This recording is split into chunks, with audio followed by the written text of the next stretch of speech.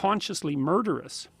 So what exactly is going on with women's studies that you believe is fostering revolution?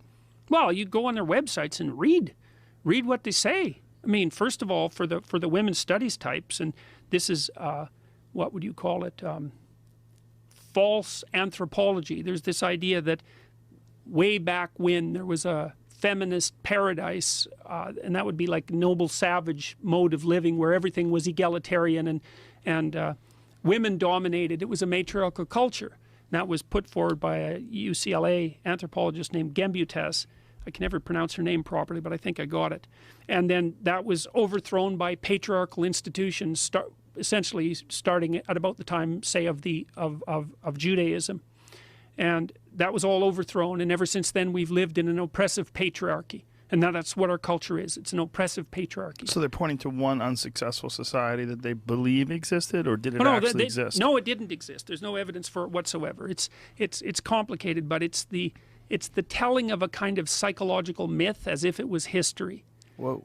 And anyway, so the basic claim is that Western civilization is a brutish patriarchy, and that whatever positive things it might have managed to accomplish were all accomplished as a consequence of oppression and theft, and that the appropriate thing to do is to restructure it from the bottom up. And they mean that. They mean every single bloody concept. And you can marry that with modern postmodernism and throw in a nice dash of Marxism, and you have the ideological and motivated grounds for social revolution. And I'm just go online and look at a dozen women's studies websites. Just read them. You can see what they say. They produce political activists, and their goal is to restructure the patriarchy. Well, what's the patriarchy? Well, the patriarchy is Western civilization. And what does restructure mean? That's easy. It means tear it down and destroy it. Why? Because it's a brutish system that's predicated on nothing but oppression. It's nothing but a tyranny in the eyes of the radical women's studies types. Heterosexuality, that's a tyranny. Capitalism, that's a tyranny. Democracy, well, that doesn't even exist, and even if it did, it would be a tyranny.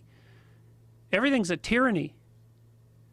And so you can ask these, and what would they replace it with? They replace it with their own ideological utopia. Well, we've already had 100 years of that. We saw what happened. Oh, well, that doesn't matter. That wasn't real Marxism. That's what the bloody Marxists always say. That wasn't real Marxism. It's like, oh, how many millions of people have to die before you're convinced that it's real Marxism? And I know what they mean by that, too. They mean, hey, if I was the Marxist dictator, things would have gone a lot better. It's like, you should think again, sunshine. If you were the Marxist dictator, things wouldn't have gone a lot better. So, and if you're the sort of person that thinks that if you would have been in control, things would have gone a lot better, then you're exactly the sort of person who should never be in control.